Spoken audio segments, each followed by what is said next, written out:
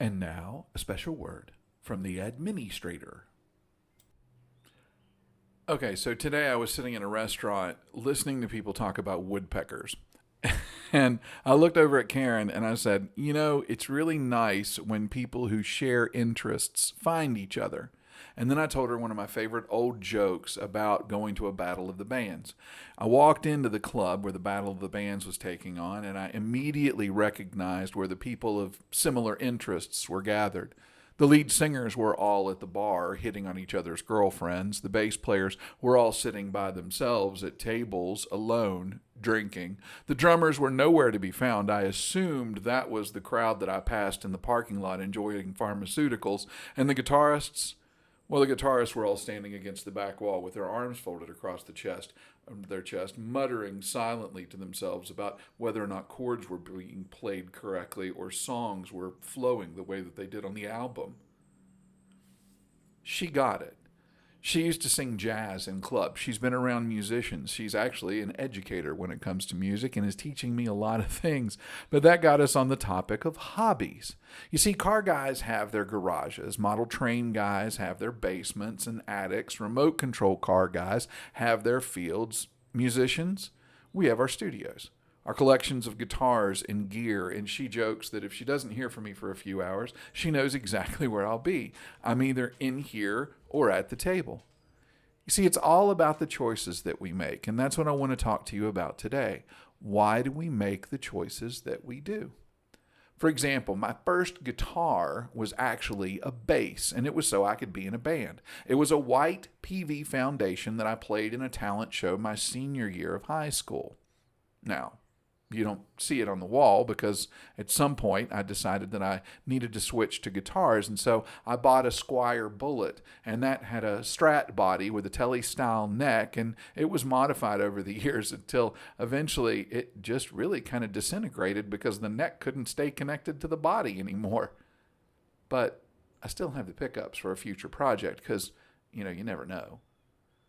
You see, if you've spent time here, you know why I switched to mini guitars. You know it was about the adaptation of the misuse of my hands or my hands that couldn't be used correctly. But there's something that I realized when talking to those guys about the woodpeckers. I spend way too much time worrying about the guys that stand at the back of the bar with their arms folded across the chest in the clubs, judging the way things are done.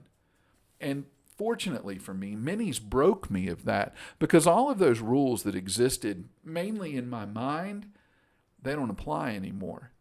They can't. And that really started me thinking in earnest when I remembered about how I fret my chords. You see, I've been showing Karen how to play some of the stuff where I cheat and the way that I play the D chords and A chords, especially when I'm moving fast, the way that I'll bar chords, sort of, B-A-R, as in not playing them correctly, but it'll pass if people have been drinking. And I'm showing her all those kind of things, and she looked at me and she said, well, why don't you just do it this way? And I looked at her, and because her hands were in that Mel Bay guitar method book perfect form. And I said, well, sure, if you want to do it right. And then I had to laugh. What's right? You see, all these years I've been thinking of myself as less of a player because I fret a D chord like I do, or I only hit 4 strings when I'm moving the F shape around instead of barring all across the neck. It turns out I've always had trouble with my hands. It's not a recent thing. I've been making adaptations since I started playing guitar in 1986. I've just only really started recognizing it and appreciating it for what it is. The minis forced me into alternative tunings. Trying to make a Hofner Shorty a baritone pretty much gave me a guitar that's tuned C to C, which sounds really cool when you pair it with other guitars that are tuned G to G. You throw in a short scale bass at G and a piccolo acoustic guitar tuned to A, you've got yourself a party.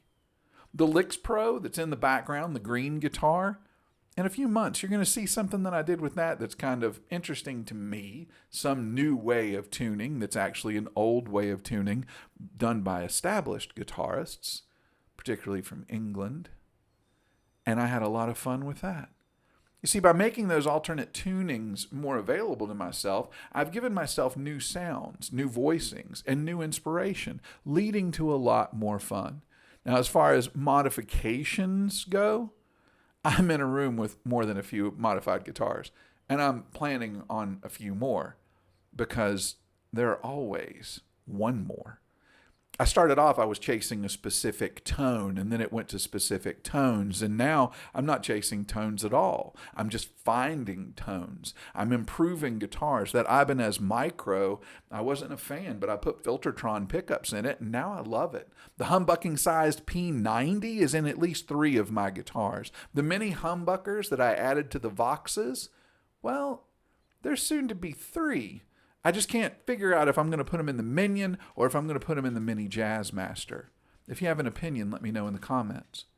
You see, more than collecting and more than acquiring, I have this, what would this sound like factor. See, I can always switch it back. Now, I've gotten used to soldering and moving things around, so I can move it back. I did with the Licks Pro, which is why I'm going to put the mini humbuckers in the Harley Benton, because I found these. And those little snake oil mini humbuckers are going to fit perfectly in here, drop right into the slots, and that'll make that Harley Benton actually look a whole lot like Junior. So all I have to do is make some cosmetic changes, and then I'll have a Junior and a Senior.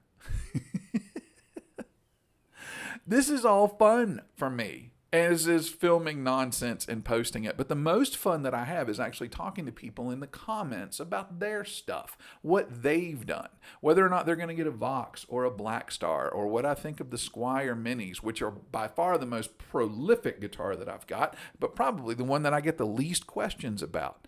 Ways to help out tuning stability. That's my hobby. That's my model trains, my RC planes, or my automobiles.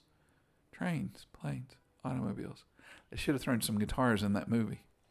Brand loyalty, I don't really have it. You see, that went out the window when I realized that there are some companies who do a little better with quality control than others as far as the more expensive guitars go. But on these budget guitars, on these guitars that have a very specific demographic, they really don't pay that much of attention. Besides, when they come in with a little bit of a problem, that gives them a little bit of a personality. That makes them more fun to work with. And I like that. That takes up my time. It also helps me spend a lot less money if I know how to fix a problem and I already have the things on hand. If it comes in perfect, it doesn't have any personality, and I don't enjoy that. I can tell you that I prefer dealing with folks through resale websites over Marketplace. Goodwill is a great place to peek, and I check in every couple of days, but I'm on Reverb several times a day, and people that know me laugh because my alarm goes off at 8 o'clock every morning.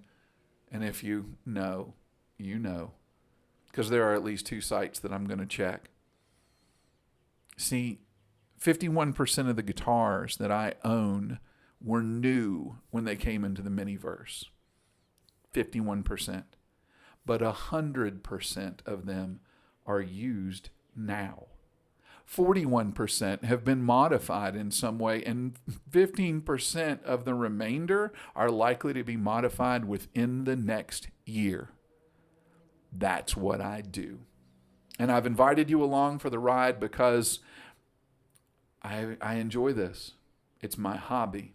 It's what I do from my little studio. I write songs, I modify guitars, I goof off, and I share it with people. How much?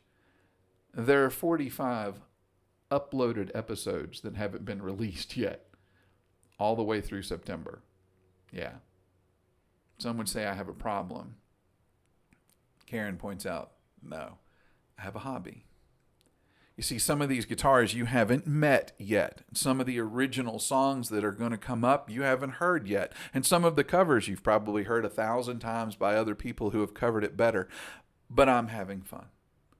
So my question for you is very simply, as I ask you to like, share, subscribe, comment, do that thing you do, is as the Miniverse expands, where are you going to be? Are you going to be in the parking lot doing God knows what with God knows who? Are you going to be at the bar being a cliche? Are you going to be at the table all by yourself? Or are you going to be against the back wall with your arms folded across the chest, harumphing? Or do you want to join me? Have a little fun. Welcome to the Miniverse. Come inside, come inside.